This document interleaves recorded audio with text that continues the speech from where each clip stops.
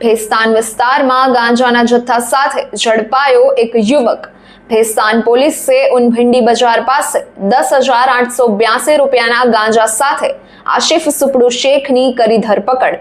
આરોપી ભેસ્તાન વિસ્તારમાં છૂટકમાં ગાંજાનું વેચાણ કરતો હતો।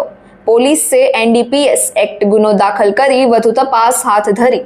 વધુ સમાચાર માટે જોતા રહો ભારત ટાઈમ્સ ન્યૂઝ।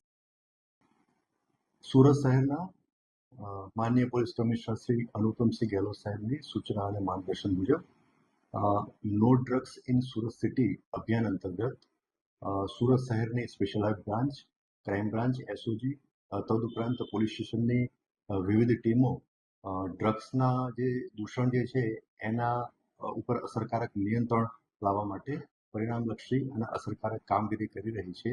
એમાં નાના અને મોટા વિવિધ પ્રકારના કેસો શોધી કાઢવામાં આવી રહ્યા છે। દરમિયાન આ અભિયાન અંતર્ગત ગઈકાલ રાત્રે એક ઇનપુટ ભેસ્તાન પોલીસ સ્ટેશનના ડિસ્ટાફના કર્મચારીને મળેલું હતું કે એમાં ઊન ભીંડી બજાર વિસ્તારમાં આશિયાનગરની બાજુની ગલીમાં એક ઈસમ જે ઇનપુટમાં એમાં વર્ણન પણ મળ્યું હતું, એ ઈસમ એની પાસે ગેરકાયદેસર ગાંજાનો જથ્થો છે અને એ ચોરી છુપીથી વેચાણ કરવાનું છે। આ ઇનપુટ આધારે કાયદેસર કાર્યવાહી કરવા માટે ભેસ્તાન પોલીસ સ્ટેશનના પોલીસ ઇન્સ્પેક્ટર શ્રી ગામેતી અને એમનો સ્ટાફ તેમજ સરકારી પંચો જે બાતમીમાં જણાવેલ વર્ણનવાળા બાતમીમાં જણાવેલ સ્થળે જઈ અને ત્યાં ચેક કરતા ત્યાં બાતમીમાં જે વર્ણન હતું એ વર્ણનનો ઈસમ ત્યાં મળી આવ્યો હતો। તેની અંગ ઝડતી કરતા અને પ્રાથમિક પૂછપરછ કરતા તેની અંગ ઝડતીમાં એક પ્લાસ્ટિકની કાળી થેલીમાં એક વનસ્પતિજન્ય ભીનો ઘેરા લીલા કલરનો ડાળખા, પાંદડા અને બીજ સાથેનો એક વનસ્પતિજન્ય પદાર્થ મળી આવ્યો હતો। એની લાક્ષણિક વાસ ચેક કરતા એ પ્રાથમિક દ્રષ્ટિએ ગાંજો હોવાનું જણાઈ આવતા આ બાબતે એફએસએલના અધિકારીના સ્થળ ઉપર બોલાવી અને એફએસએલ અધિકારીના પાસે જે કીટ રહેલી છે એનાથી પરીક્ષણ કરતા એ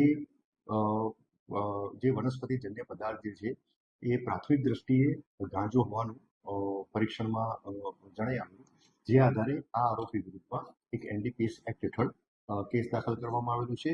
આ જે જેના વિરુદ્ધમાં કેસ દાખલ કરવામાં આવેલો છે એ આરોપીનું નામ આસિફ સુપડુ શેખ અને એનું રહેવાસી જે છે પ્લોટ નંબર 85 આસિયાનગર આમદ મંડપ વાળાની ગલીમાં ભીંડી બજાર ઉનનો રહેવાસી છે અને એનું મૂળ વતન જે છે એ યાવલ અઠવાડા બજાર, થાના યાવલ, જિલ્લો જલગાંવ, મહારાષ્ટ્રનો વતની છે।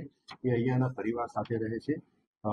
આ જે આરોપી પાસેથી એની અંગ ઝડતીમાંથી જે પ્લાસ્ટિકની બેગ મળેલી હતી અને એમાં જે ગાંજાનો જથ્થો મળેલો હતો એ ટોટલ 213.64 ગ્રામ ગાંજાનો જથ્થો મળી આવેલો હતો। એની કિંમત 10,682 રૂપિયાની ગણી અને એ મુદ્દામાલ તપાસ અર્થે કબજે કરવામાં આવેલો હતો। આરોપીની પ્રાથમિક પૂછપરછમાં એણે એવું જણાવેલું છે એ એક અજાણ્યા વ્યક્તિએ એને ગાંજાનો જથ્થો એને વેચેલો હતો।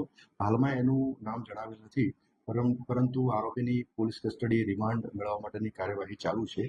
તપાસ દરમિયાન આરોપીની કોઈ ગુનાહિત ઇતિહાસ પણ જણાઈ આવતું નથી અને આ આરોપીની પ્રાથમિક પૂછપરછમાં એવું જણાઈ આવે છે કે છેલ્લા એકાદ મહિનાથી એ આ ગાંજાનો ગેરકાયદેસર વેપાર કરે છે અને એ થોડી કિંમત ઓછી કિંમતમાં ગાંજાનો જથ્થો લાવે છે અને નાની પ્લાસ્ટિકની કોથળીમાં બનાવી અને છૂટક ગાંજાનો જથ્થો વેચાણ કરે છે ગેરકાયદેસર રીતે। એટલે આ બાબતની મોડસ ઓપરેન્ડીથી એક ડ્રગ પેડલર તરીકે આ રીતના ગાંજાનો જથ્થાનું વેચાણ કરે છે। તો એ બાબતની હાલમાં તપાસ પણ ચાલુ છે।